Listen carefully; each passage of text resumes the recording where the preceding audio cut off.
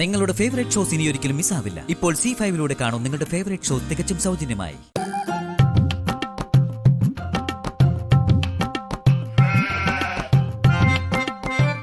മതിയാക്ക്, സത്യാമ്മ വന്നിട്ട് പോയി.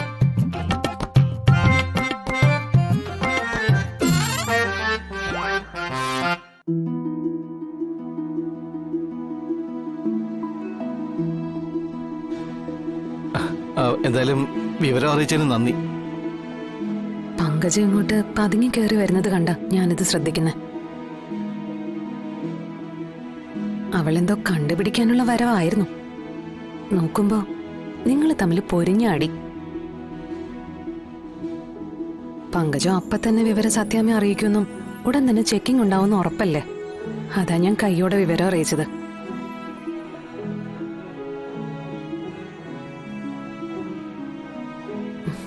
രോഹിത്തെ, ഒന്ന് പുറത്തു വന്നേ.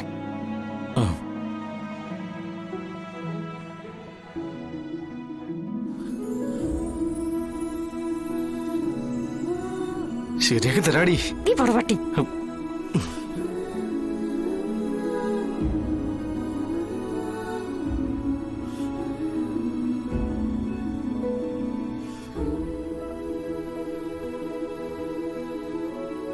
എന്താ നിങ്ങൾക്കിടെ ഇപ്പൊ എന്താ പുതിയ പ്രശ്നം?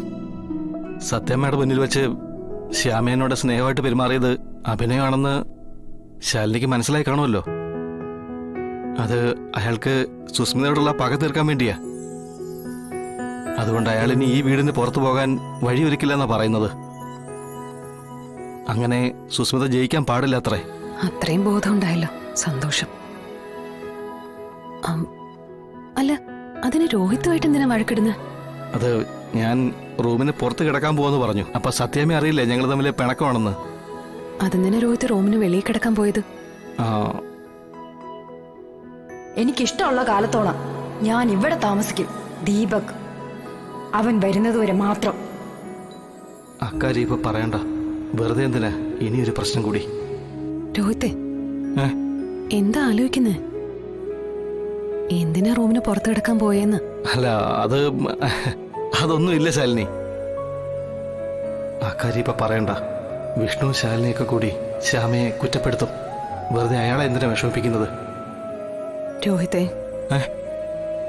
ശ്യാമയെ പറ്റിയുള്ള എന്തോ ഒരു രഹസ്യം രോഹിത്ത് ഞങ്ങളിന്ന് വിളിക്കുന്നുണ്ടല്ലോ.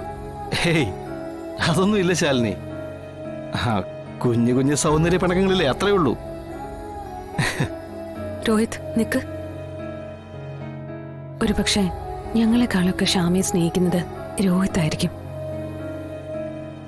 ആ സ്നേഹം അവള് മാത്രം തിരിച്ചറിയുന്നില്ലല്ലോ എന്നാ. വേറൊന്നുമില്ലെങ്കിൽ ഗുഡ് നൈറ്റ് രോഹിത്തെ. ശാലിനി, ഒരു മിനിറ്റ്. ശ്യാമ ഏത് സിലബസാ പഠിച്ചത്? ഞങ്ങൾക്ക് സ്റ്റേറ്റ് സിലബസാ പഠിച്ചത്. എന്താ രോഹിത്തെ? അല്ല, CBSEയോ ICSE ആണോ എന്ന് ഒരു സംശയം. നല്ല ഭാഷാ പ്രാവീണ്യം.